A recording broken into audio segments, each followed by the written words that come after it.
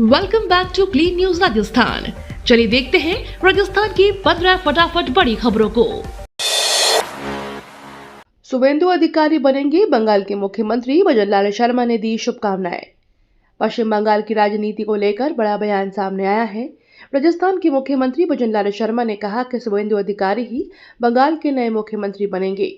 उन्होंने शुभेंदु अधिकारी को अग्रिम शुभकामनाएं भी दी। इस बयान के बाद राजनीतिक हलकों में चर्चाएं तेज हो गई।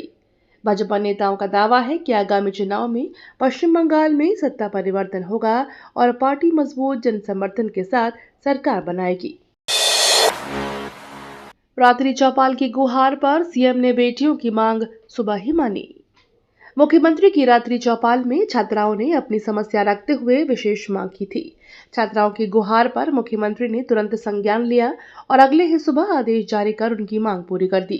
इस तुरंत कार्रवाई में छात्राओं में खुशी की लहर है। स्थानीय लोगों ने भी मुख्यमंत्री के इस फैसले की सराहना की है। इसे सरकार की संवेदनशीलता और त्वरित निर्णय क्षमता के तौर पर देखा जा रहा है। राजस्थान के बांधों में 48% पानी, 2 माह में 56 बांध सूखे। राजस्थान के बांधों में फिलहाल कुल भराव क्षमता का 48% पानी शेष है। जल संसाधन विभाग के ताजा आंकड़ों के अनुसार पिछले 2 महीनों में 56 बांध पूरी तरह से सूख चुके हैं।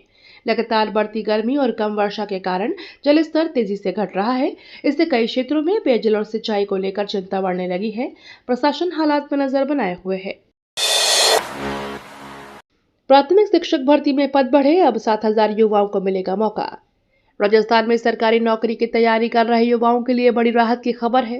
राजस्थान कर्मचारी चयन बोर्ड ने प्राथमिक शिक्षक भर्ती 2025 में पदों की संख्या बढ़ाकर 7,000 कर दी है। पहले भर्ती 5,000 पदों के लिए प्रस्तावित थी, लेकिन अब 2,000 अतिरिक्त पद जोड़े गए हैं। लंबे समय से पद बढ़ाने की मांग कर रहे अभ्यर्थियों में इससे खुशी है। अब युवाओं को चयन के अधिक अवसर मिलने की उम्मीद बढ़ गई है। राजस्थान के शहर बनेंगे डेनमार्क जैसे, मंत्री ने कोपेनहेगन मॉडल देखा।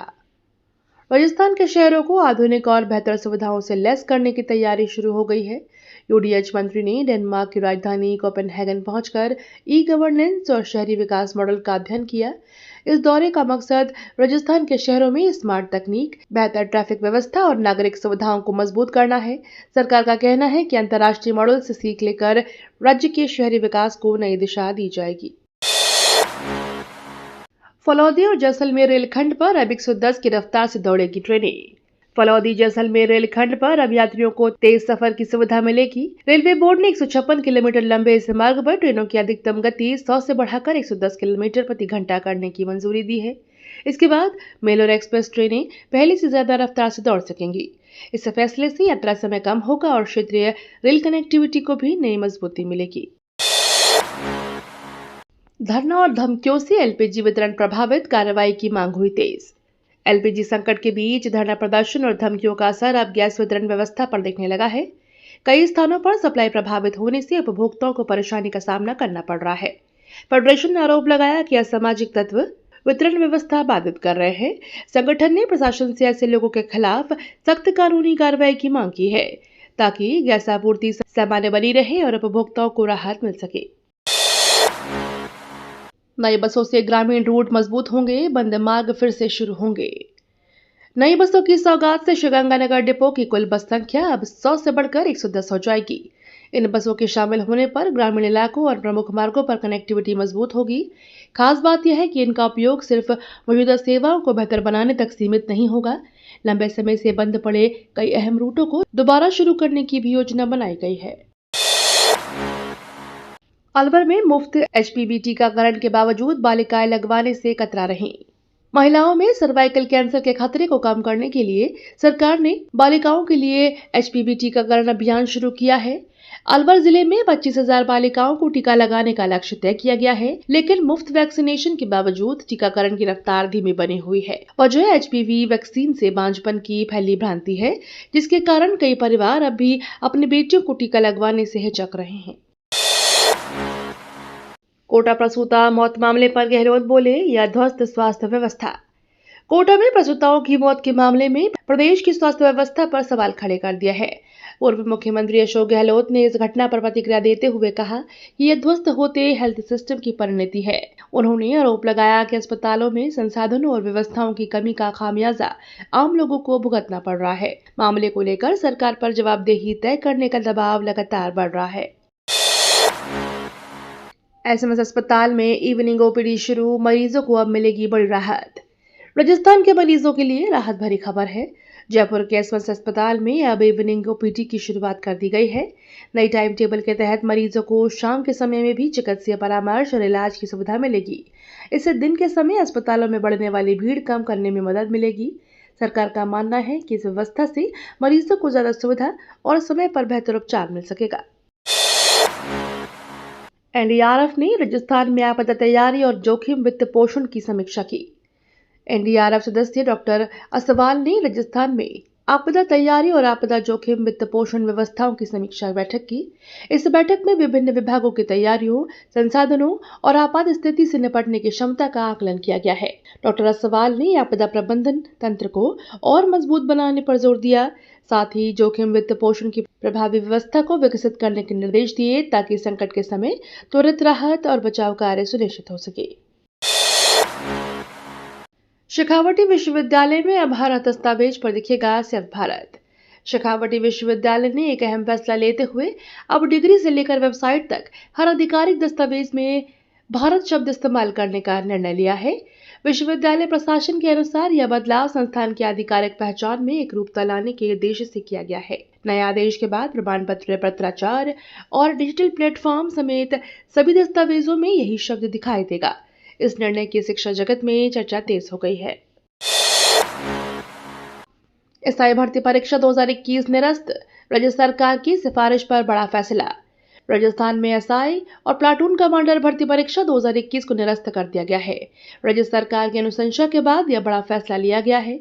लंबे समय से परीक्षा को लेकर उठ रहे सवालों और विवादों के बीच अभ्यर्थियों की नजर इस निर्णय पर टिकी हुई थी। अब परीक्षा रद्द होने के बाद हजारों उम्मीदवारों के भविष्य और नई भर्ती प्रक्रिया को लेकर चर्चा तेज हो गई है।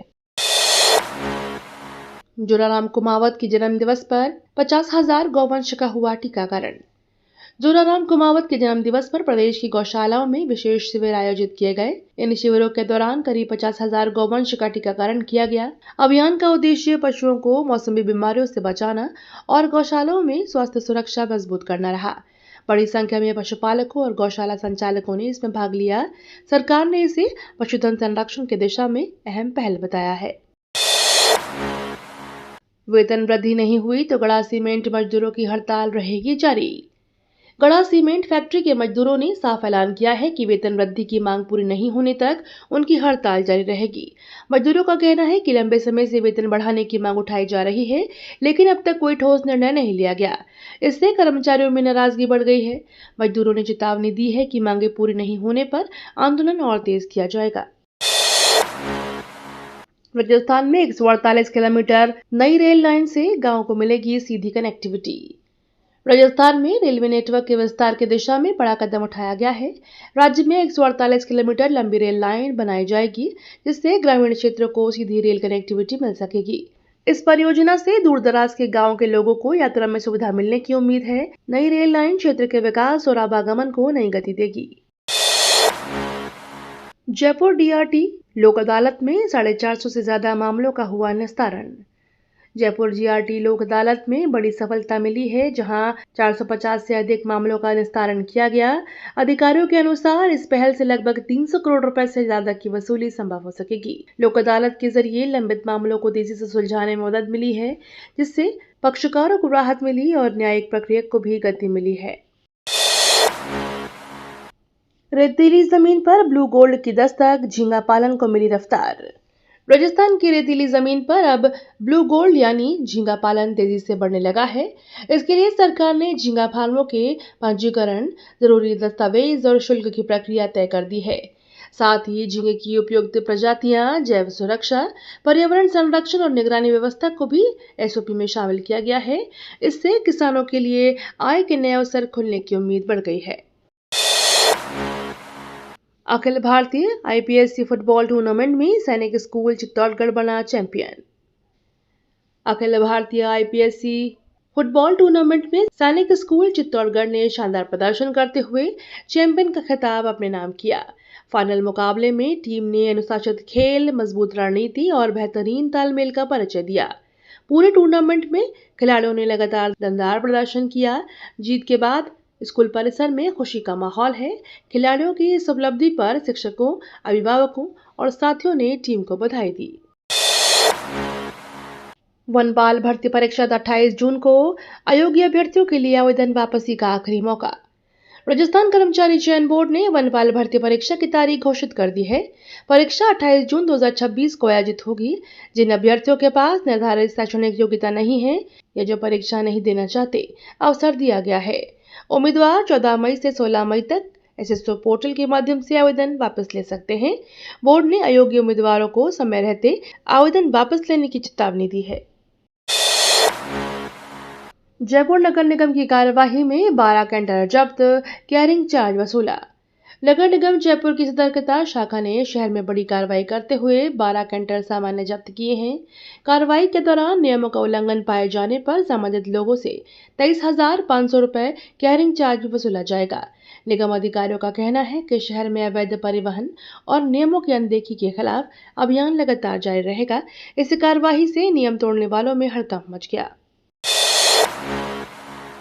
चंबल घाट निर्माण की धीमी रफ्तार से श्रद्धालु परेशान, गुणवत्ता पर सवाल। स्वदेश दर्शन योजना के तहत चंबल नदी के घाटों पर निर्माण कार्य धीमी गति से चलने से श्रद्धालुओं की परेशानी बढ़ गई है। संवेदक ने पुराने घाटों को तोड़ दिया, लेकिन नए निर्माण में लगातार देरी हो रही है। इससे श्रद्धालुओं को आवागमन और धार्मिक गतिविधियों में दिक्कतों का सामना करना पड़ रहा है। स्थानीय लोगों ने निर्माण कार्य की गुणवत्ता पर भी सवाल उठाए हैं और जल्द काम पूरा कराने की मांग की है। जयपुर अलवर निर्माण कार्य से 9 से 10 मई को 11 ट्रेनें रहेंगी डाइवर्ट। जयपुर अलवर रेल मार्ग पर निर्माण कार्य के चलते 9 और 10 मई को यात्रियों को परेशानी का सामना करना पड़ सकता है। रेलवे ने वंदे भारत समेत कुल 11 ट्रेनों का रूट अस्थायी रूप से डाइवर्ट करने का फैसला लिया है। इससे कई ट्रेनों के समय और मार्ग में बदलाव रहेगा। रेलवे प्रशासन ने यात्रियों से अपील की है कि यात्रा से पहले अपनी ट्रेन की स्थिति जरूर जांच लें ताकि असुविधा से बचा जा सके। आरटीयू ने बीटेक फाइनल ईयर का रिजल्ट 5 दिन में किया जारी। राजस्थान तकनीकी विश्वविद्यालय ने बीटेक फाइनल ईयर का रिजल्ट रिकॉर्ड 5 दिन में जारी कर दिया है। इस बार विश्वविद्यालय ने तेजी से मूल्यांकन प्रक्रिया पूरी करते हुए छात्रों को बड़ी राहत दी है। जारी परिणाम में करीब 97% विद्यार्थी सफल घोषित किए गए हैं। समय पर रिजल्ट आने से छात्रों की आगे की पढ़ाई और प्लेसमेंट की तैयारी में सहूलियत मिलेगी। विश्वविद्यालय प्रशासन ने इसे पारदर्शी और त्वरित प्रक्रिया का परिणाम बताया है। ये तो थी राजस्थान की बड़ी खबरें। रोजाना सबसे पहले अपडेट पाने के लिए क्लीन न्यूज राजस्थान को अभी सब्सक्राइब करें।